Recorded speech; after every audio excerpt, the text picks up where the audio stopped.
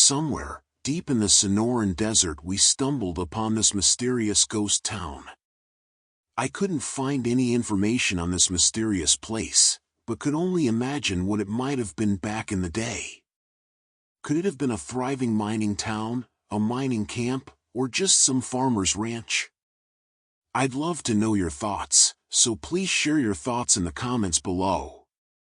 I hope you enjoyed the video. Thank you for watching.